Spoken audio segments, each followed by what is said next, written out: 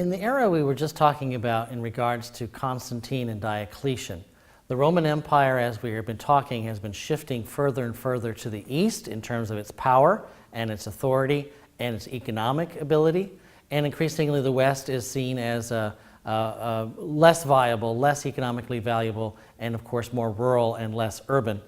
But what's going to also happen here is that, now remember, we talked about earlier how Rome had sort of become a red giant in terms of a sun. It's gotten bigger and bigger, but actually gotten weaker and weaker because it cannot control its own frontiers.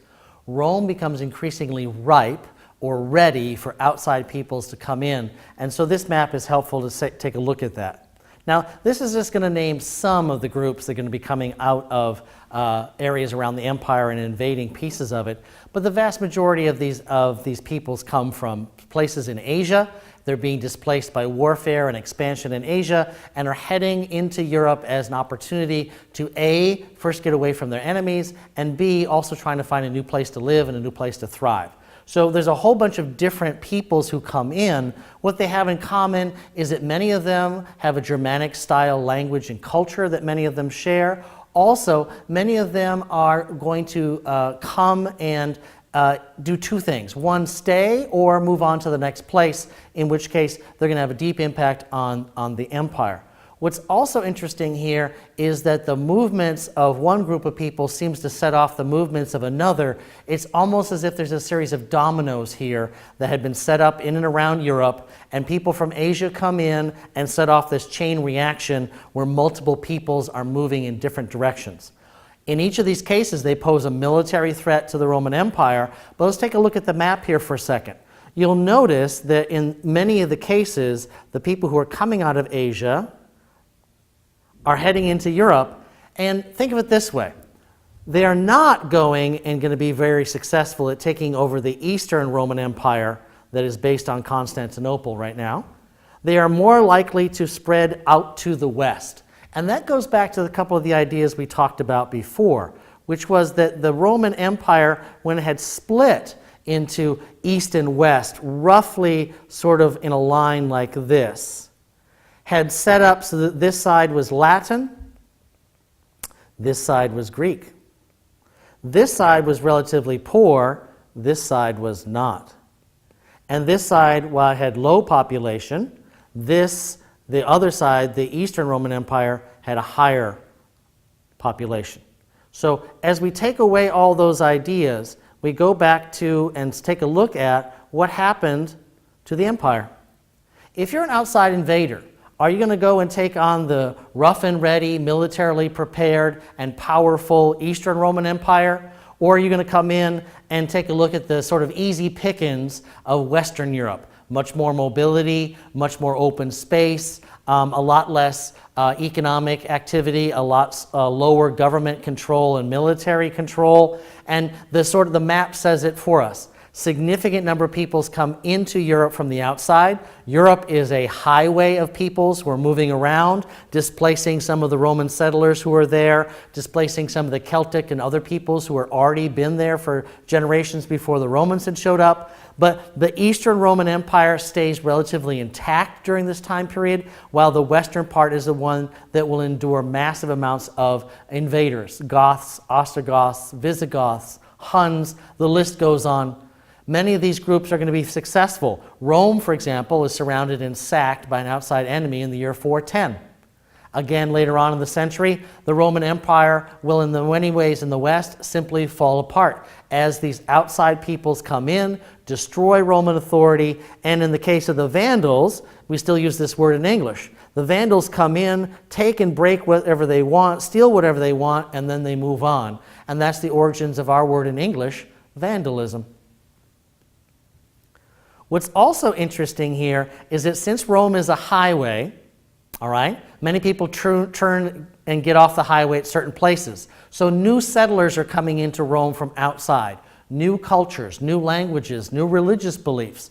Many of them are being pushed or pulled out of Asia by outside invasion issues. So that many of them are coming into the edge of the Roman Empire is, some of them are coming as enemies, some are coming as friends, some are coming as neutral, trying to find a way to work and maybe trade with the Romans across the border. And in time, you'll read this in their text, many Roman officials are going to try and sort of co-opt or win over these new invaders by making alliances with them or having them come into the Roman Empire as settlers, and as long as they obey the Romans, they're allowed to stay. What's also going to be interesting, and this will be the part that is going to carry forward and be most powerful in the coming creation of the European Middle Ages, and that is, remember, as the Roman Empire had expanded into many new places in Europe, modern-day places like Portugal and Spain and France and the Netherlands and England, they had brought with them all the sort of Roman technology, fashion, sense of government, military technology, architecture. They meet and interact with a lot of the peoples that they are now encountering in and around the edges of the empire. There's some significant cultural borrowing that goes on back and forth. And so now you have in some places a fusion of Roman ideas with local ideas, many of these being, for example, Celtic peoples in what you know as France, and later on in England and Wales and Scotland. But now, we now have this new injection of new invaders from Asia, who are now going to bring in their own languages and cultures and traditions. And so it's going to get even more complicated as we find a way to create a new European civilization that's going to start to be created here. It's not simply made up of local tradition that was there before the Romans came. It's not simply a Roman-imposed civilization and idea about religion and culture.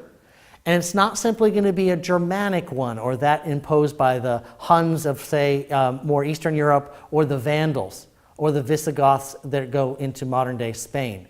Instead, we're going to have all elements of those in part mixing together, and the mixing is going to be unequal. There will be some places where there's a fusion of these cultures and ideas much more readily than others. But as we look at this, also think about it. If there is going to be organized government and organized religious activities, the peoples who come in from the outside did not bring in a significant amount of literacy.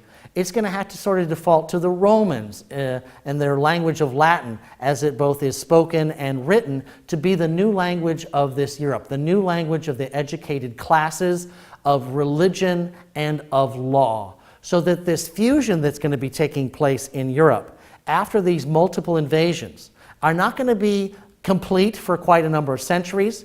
We're going to have more languages emerge. We're also going to have more invaders come in from the outside in the centuries to come.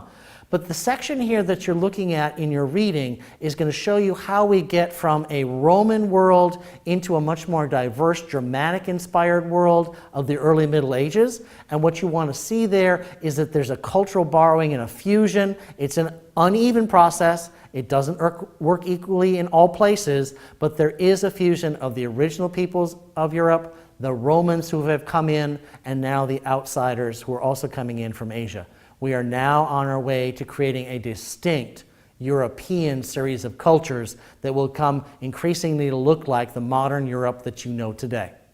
Be sure to take a look very closely at this reading in your passages inside the text that you're using, and of course, do see if there are some sample questions that can help you understand this era.